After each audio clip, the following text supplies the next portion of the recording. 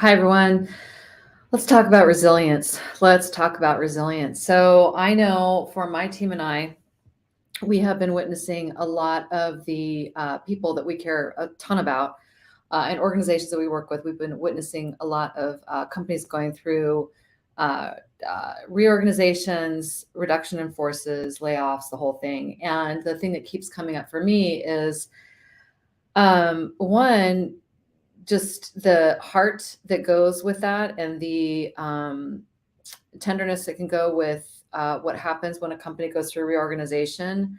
But two, how important it is that we honor the emotions that are happening during some kind of transition, but also that we take really, really good care of ourselves in doing so. And so I wanted to just jump on and do a quick video that one, if you are going through a major transition right now for any reason, whether it's your company related, perhaps you're part of a reduction of force, perhaps you are going through some kind of a relationship change, perhaps you've lost something, you're grieving, like whatever it might be. One, I just want to just honor a little bit, just honor that with this video, but then also give you a space to kind of take a breath and think about some of the things I'm going to offer you in terms of how do you navigate these next chapters. So if you are going through something, my heart goes out to you. Yeah, that's really the main thing right now. My heart goes out to you. So let me just give you this. So a couple of years ago, when the pandemic hit, we did several labs on resilience and resetting. We did several learning labs on resilience and resetting.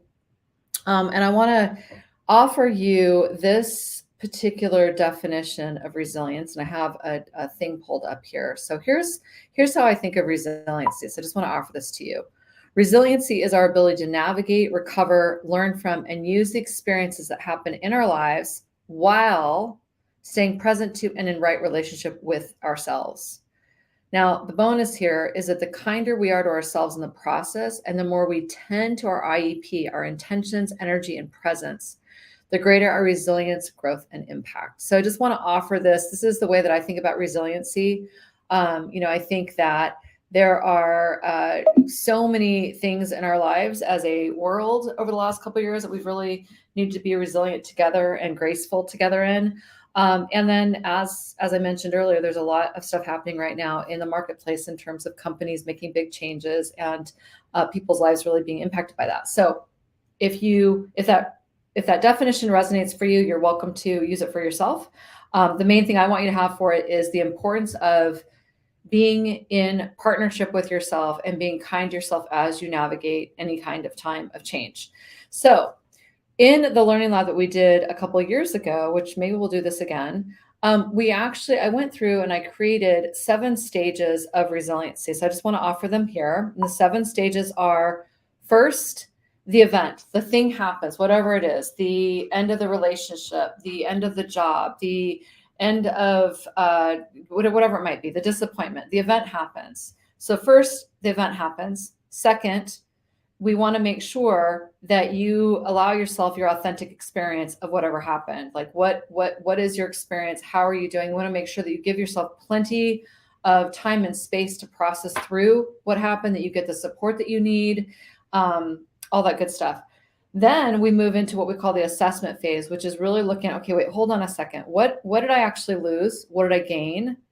What gifts might there be? What do I need to actually heal now? So we really look at more of an assessment phase.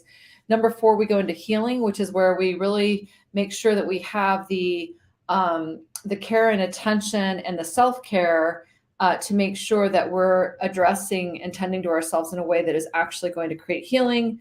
Then from there, we can go into learning and reframing. Like, what did I learn? How do I want to reframe this? Again, this is where the gifts might start to show up, like, oh, wow, this experience, as painful as it was, actually has just given me these gifts. I'm going to move forward with these gifts.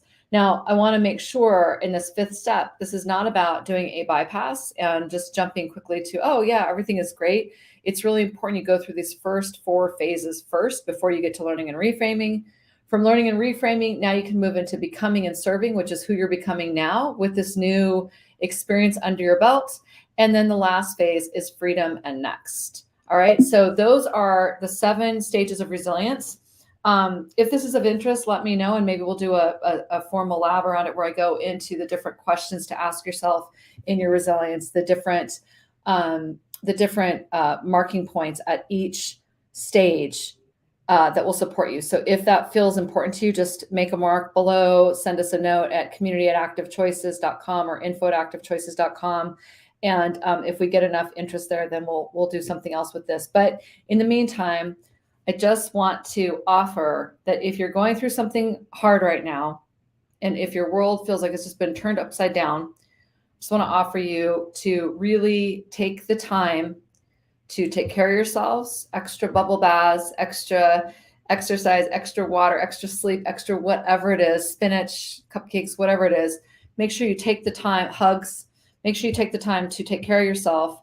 And then really, once you feel like you've kind of moved through and allowed yourself that authentic emotion, you've gotten the support you need, you can start to really look at, okay, what is next? What do you want to create next? What's your next chapter going to look like? Our team has done this many, many times. I personally have gone through this process many, many times for, professionally, personally, whatever. So we have a lot of care and energy around this particular topic. Again, if this is interesting to you, please send a note, do whatever, like it, share it. And we'll see if we want to dig into it a little bit more. And I think that's all I want to say for today. So lots and lots of love to you. Take really good care of yourself. And we will look forward to seeing you out there.